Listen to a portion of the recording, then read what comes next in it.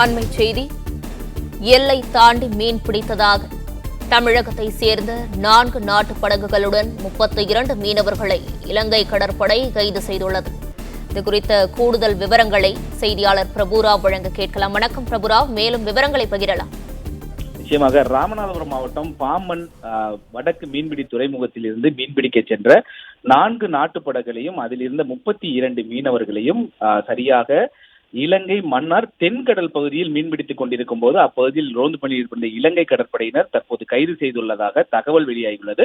கைது செய்யப்பட்டுள்ள இந்த மீனவர்கள் அனைவரும் இன்னும் ஒரு 2 மணி நேரத்திற்கு இந்த மீனவர்கள் அனைவருமே புத்தளம் மாவட்டம் கற்பிட்டி கடற்படை முகாமிற்கு அழைத்து செல்ல உள்ளதாக இலங்கை கடற்படை அதிகாரிகள் தெரிவித்தனர். தொடர்ந்து இந்த கைது செய்யப்பட்ட மீனவர்களிடம் முதல்கட்ட விசாரணை நடத்திய பின்னர் கற்பிட்டி மீன்வளத்துறை அதிகாரிகளிடம் ஒப்படைக்கப்பட்டு பின்னர் சிறையில் அடைக்கப்படுவார்கள் என தகவல் வெளியாகியுள்ளது. இந்நிலையில் இந்த மீனவர்கள் கைது செய்யப்பட்டது குறித்து பாம்பன் பகுதியில் பெரும் பரபரப்பு ஏற்பட்டுள்ளது.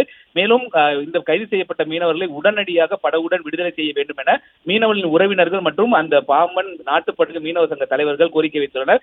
இன்று ஊர்காவல்துறை நீதிமன்றத்தில் சுமார் ஒரு 9 மீனவர்கள் விடுதலை செய்யப்பட்ட 13 மீனவர்கள் விடுதலை செய்யப்பட்ட நிலையில் மீண்டும் 32 மீனவர்கள் கைது செய்யப்பட்டது ராமநாதபுரம் மாவட்டத்தில் பெரும் பரபரப்பை ஏற்படுத்தியுள்ளது. குறிப்பாக இந்த மீன்பிடி தடை காலத்திற்கு பிறகு மீன்பிடிக்க சென்ற மீனவர்கள் 109 தமிழக மீனவர்கள் கைது செய்யப்பட்டுள்ளனர். இதில் 52 மீனவர்கள் விடுதலை செய்யப்பட்டுள்ள நிலையில் 12 பேருக்கு சிறை தண்டனை விதிக்கப்பட்டு சிறையில் உள்ளனர். எஞ்சிய ஒரு 45 மீனவர்கள் நீதிமன்ற காவலில் உள்ள நிலையில் தற்போது மீண்டும் 32 பாம்பன் மீனவர்கள், அதுவும் குறிப்பாக நாட்டுப்படகு மீனவர்கள் கைது செய்யப்பட்டுள்ளது மீனவர்களிடையே ஒரு பெரும் சோகத்தை ஏற்படுத்தியுள்ளது.